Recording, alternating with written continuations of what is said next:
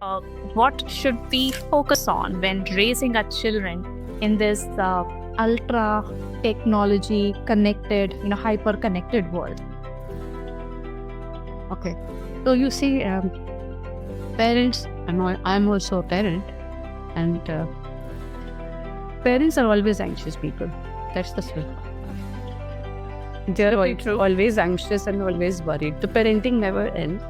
Sometimes we say that when our children grow up, we'll be more relaxed. But believe me, it doesn't happen. And at least in Indian context, it never does. No, it never happens. It never does. Our context, it never does.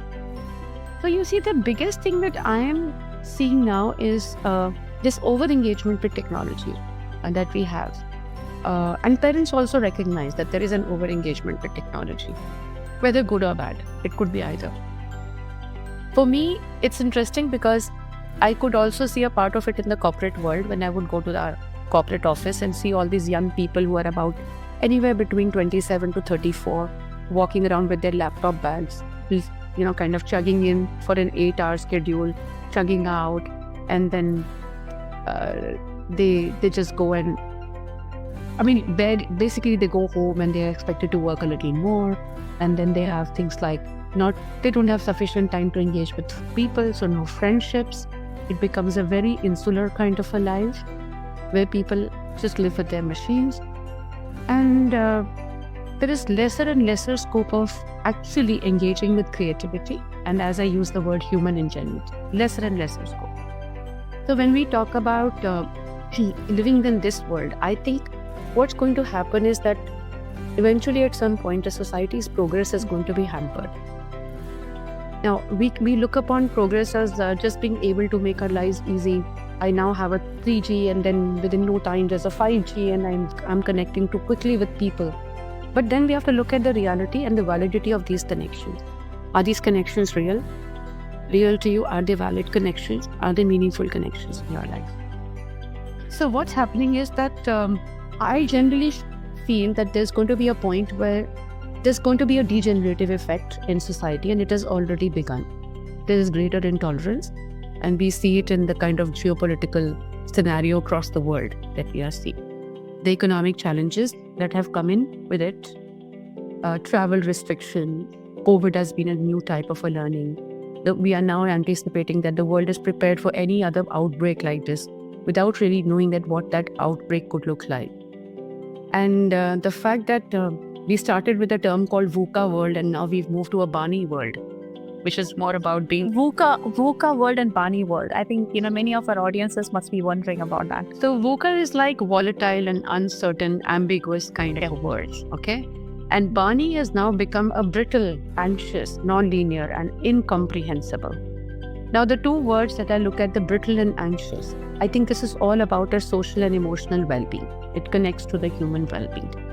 And people have become brittle, and that's why we are seeing what we are seeing in the world today. So it's important for parents to recognize all these changes. I would advise first parents to engage more with the world, real world news, get informed. If you want to really shape your children and help them, be well-informed parents. Okay?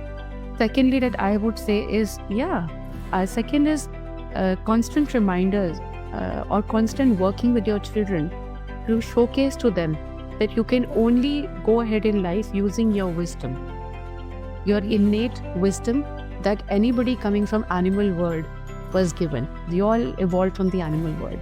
So we have an innate wisdom that we have learned to kind of quieten. Engage with your innate wisdom. Be more mindful. You learn to set boundaries. You're going to live in a world where you are becoming insulated emotionally, but you are becoming overexposed socially. So how do you create a balance between that? Correct. Okay? And therefore, the setting of the boundaries is very, very important. And what sort of boundary you want to set for yourself. And then avoiding, I think, over-engagement with tech to a point where it overtakes your life. In this completely different world, what I'm really taking away as a parent is that human ingenuity, creativity, our uniqueness is something that needs to be preserved And technology can be an assistant, a very good assistant, for that matter. But we really need to have that distinction of where to draw the line and preserve what is unique within each of us. So I think that's something that I'll take away as a parent. Yeah. Yep. I think that's very important. Yeah. So coming to my last question now, Deepika, and we spoke about multiple things, how education is evolving. You have great advice for school leaders, how to create a learning environment in the schools, how to integrate technology in learning, to, keep pace with the changing generation of learners. So let me, ask one final question to you. What excites you the most when it comes to the future of education? I mean, last few years have kind of broken a lot of existing paradigms in education. A lot of change has come. The pace at which the assessments are changing. Even in the Indian context, if I look at the new education policy that we have, the National Curriculum Framework, there is a lot of work that is going towards aligning our learners towards this fast-paced world. And I do wonder, and I did speak about the fact that the increased geopolitical turmoil in the world, which is impacting economies, impacting jobs, and in turn impacting universities and schools. So it's a cascading effect that we are correct. And this cascade is not going to stay constant because this has no fixed shape. And Barney World, it says that there is going to be no form or shape to this. It will be non-linear.